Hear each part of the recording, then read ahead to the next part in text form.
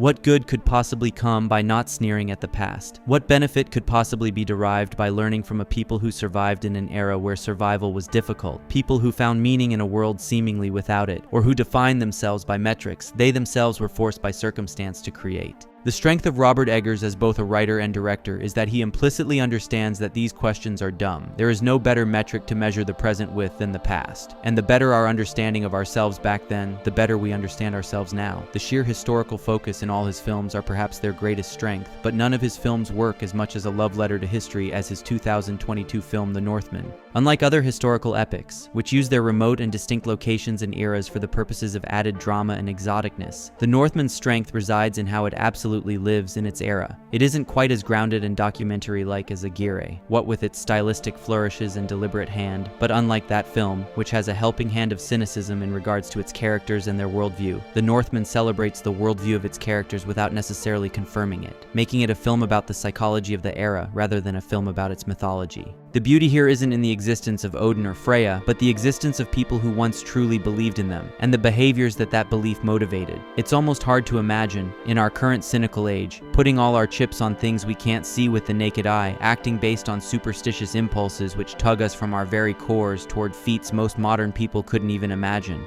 The movie, to initiate us in this worldview, does so with the initiation of Amleth, done by his father and his father's court jester / medicine man. That means that the scene itself works as both character development for Amleth and world building for us. Through its strange, sometimes comical customs, through the terror and beauty of it, the two converging upwards as one, we let our guards down.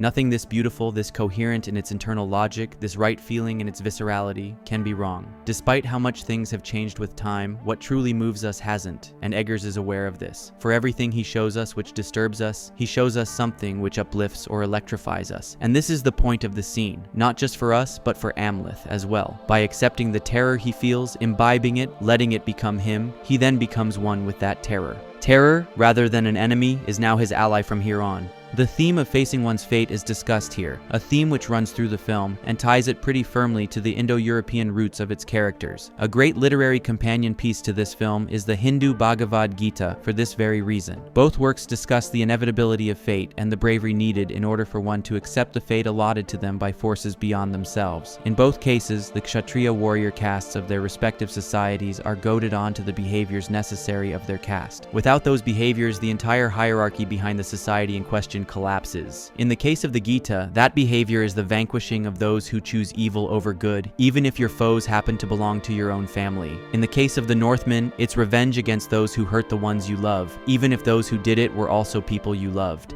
The importance of oath and duty cannot detach itself from the superstitions which motivate it, as the superstitions are what's responsible for any values in the society at all. Amleth lives for revenge because there is nothing else outside of it. Unlike our modern world, which is filled with distractions of every sort, people back then lived and acted in order to be seen by their gods and ancestors. The shame of not living up to oaths would feel no different to them than the shame of not living up to a promise you made to a living friend or relative.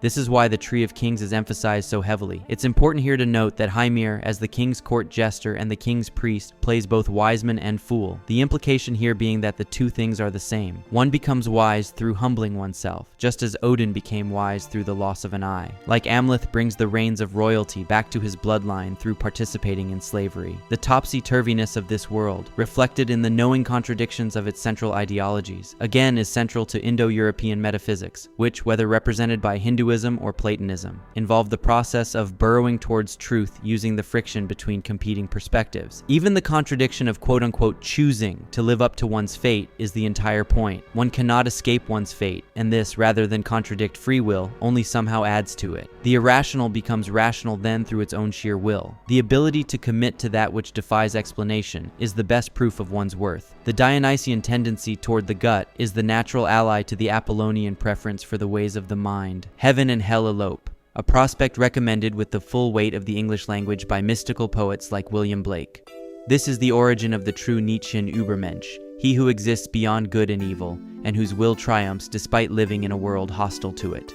Despite this, the movie does a good job of presenting Amleth in a relatively good light. While he participates in the raid on the Rus village, being brutal in the process, it's made clear, without being heavy-handed, that he finds the murder of women, children, and non-combatants to be disagreeable. This aspect of a character does well to straddle the line, keeping him rooted firmly in the morality of his era without pushing him too far beyond our ability to relate to him. Speaking of straddling the line, there isn't a single expression of the supernatural in this film which doesn't have a natural explanation provided for us. Even the one-on-one fight with the Draugr, which is shown to us in great detail, is then revealed to have not ever happened. Whether this is a portrayal of what could have been or of the spiritual clash happening within Amleth's mind, the movie never condescends to tell us. But in either case, the point is clear. The figures in this film don't doubt for a second that their world is one populated by the supernatural. And the more harrowing and subterranean these figures of the mystical and occult are, the more heavenly and liberatory their opposites become.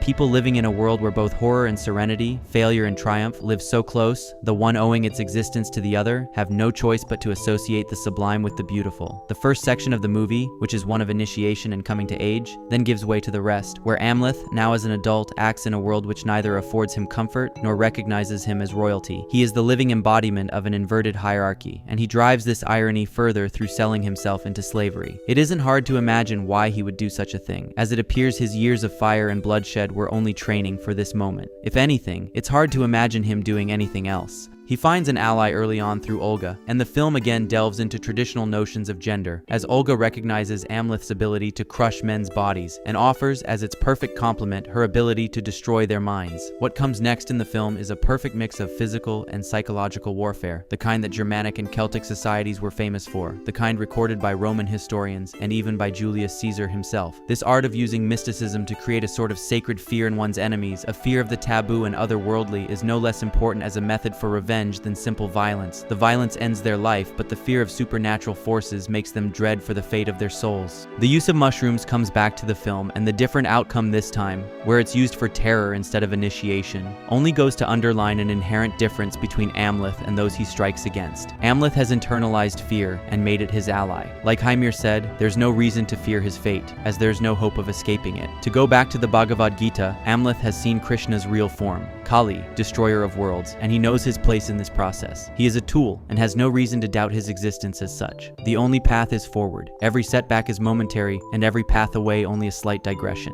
Bound by his fate, he ends up destroying everyone he loves, except those relevant to his new bloodline. Never getting to be king himself, his actions have ennobled him as such since the very beginning. In the end, everything is gained and nothing is lost. Even the obscurity of his life and death, occurring in some strange corner of the world, didn't go without an audience. After all, his gods and ancestors were watching. Luckily for us, we were too. If you enjoyed the video, please consider subscribing. I have a lot more just like it.